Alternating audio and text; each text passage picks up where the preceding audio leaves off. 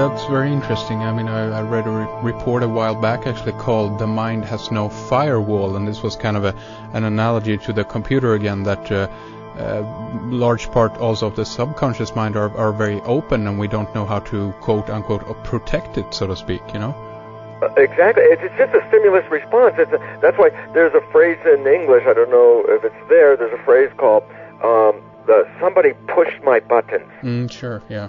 And what that means when somebody says that is like they find themselves engaging in a behavior that they don't really like, and they see themselves doing this, and then they say, oh, that guy pushed my buttons. And it's a joke, but it's interesting because the subconscious mind is like a jukebox, the old jukebox where you push a button and then a record plays. And the subconscious mind is like a behavioral jukebox. You push a button and the behavior plays. And so it's an automatic response. Whatever pushes the button causes behavior. But the behavioral programs in that subconscious mind were recorded primarily by observing other people. So that the behaviors in the subconscious mind really represent the behaviors of other people and not yourself. Okay, and then you say, yeah, but I should be observing if I'm playing behaviors that are not myself. I should observe that. And then again, the joke. No, you don't see them. That's why it's called unconscious. You're not observing them. That's and the question is why. And then again, here's insight. The two minds work together. The subconscious mind can control anything. It can control any behavior. It can control your heartbeat. Your conscious mind, your thinking mind, your conscious personal identity mind can adjust your body temperature. Your conscious mind can change your heartbeat. It can change your blood pressure. It can control driving the car. It can do anything, the conscious mind. And yet here's the problem.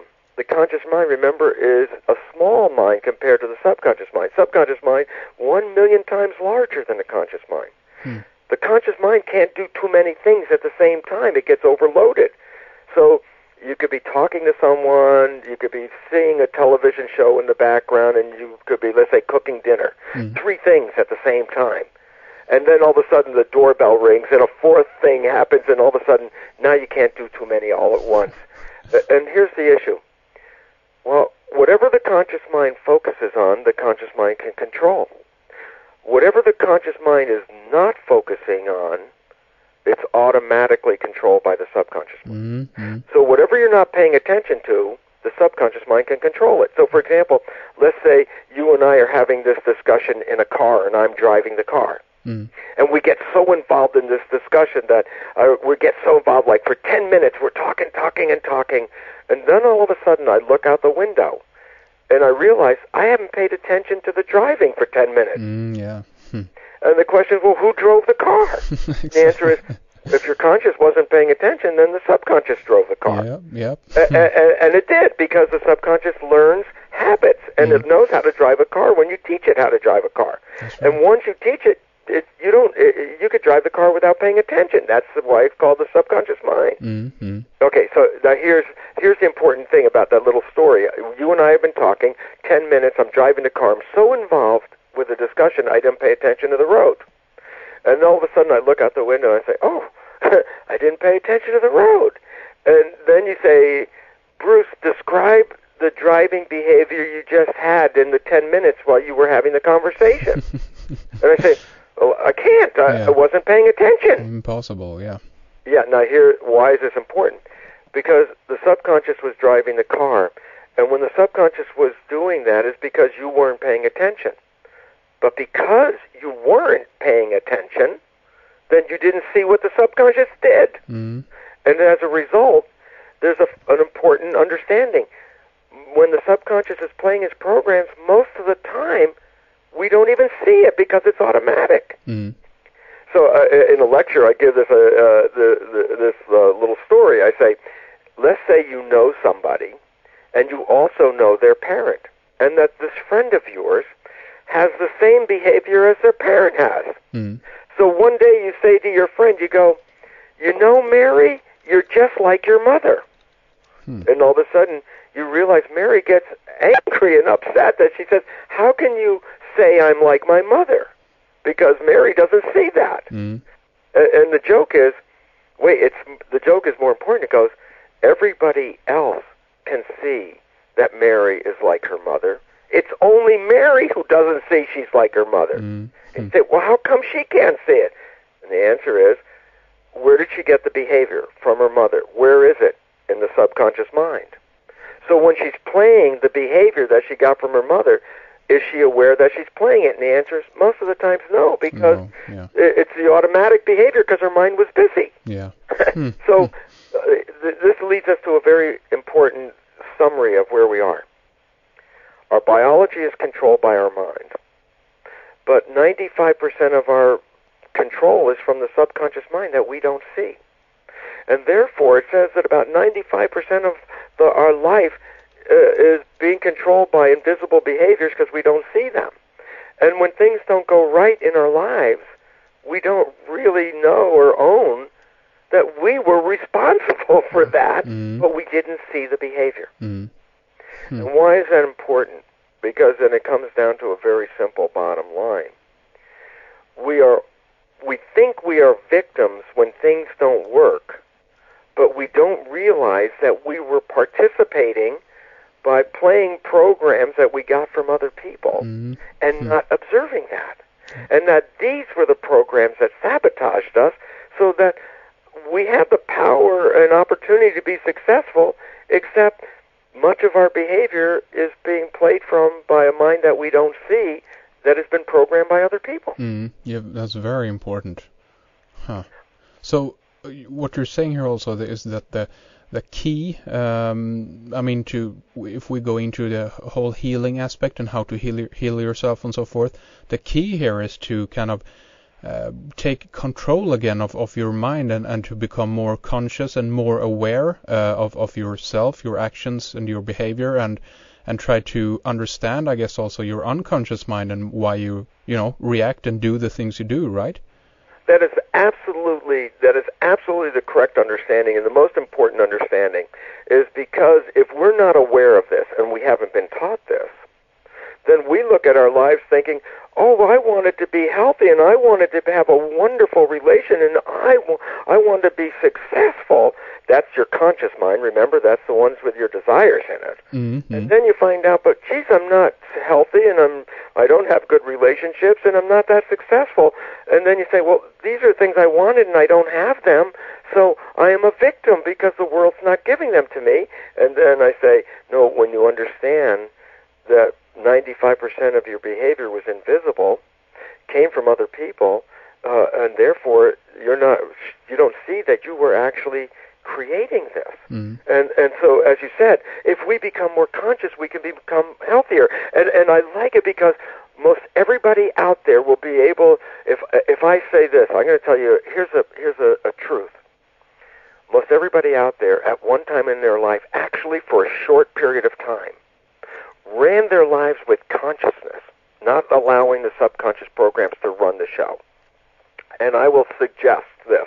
When I tell you when you did this, I'm also going to suggest that if you go back and think about that time period, you will also say you were the healthiest, you were the happiest, you had the most energy, and life was the most beautiful you've ever experienced.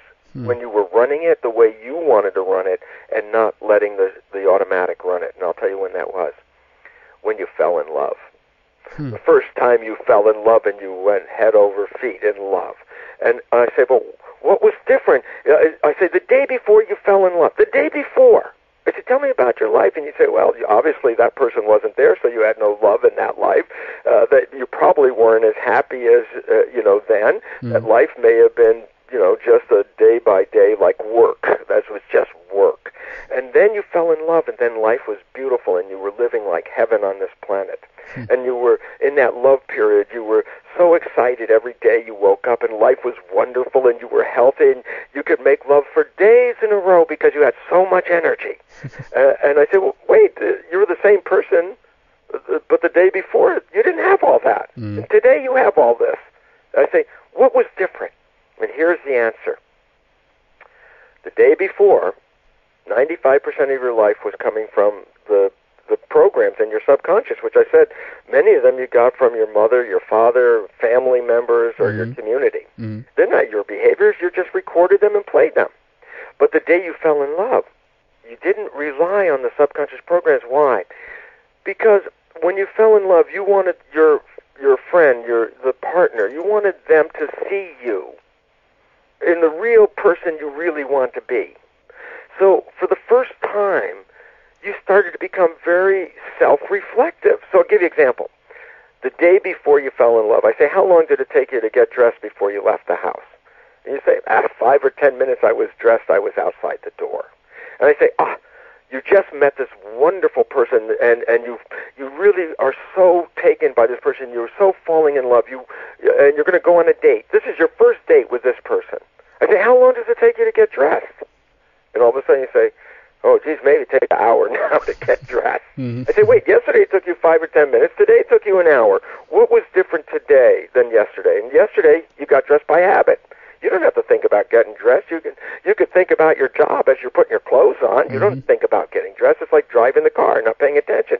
But tonight you're going on a date, and all of a sudden you are looking in that mirror, and your conscious mind is not letting the automatic program run. Your conscious mind is making sure everything is just right. Yeah. You go on that date, and I bet you when you sit down at dinner, every rule of etiquette that you ever learned is going to work at that dinner. The day before you ate a hamburger and wiped your face with your sleeve. Today you're at this dinner and you're going to remember all the rules of etiquette, and you're going to talk without food in your mouth. You're going to blot your face with your napkin. You're going to remember all these things, and the words you say you're going to think about before you say them.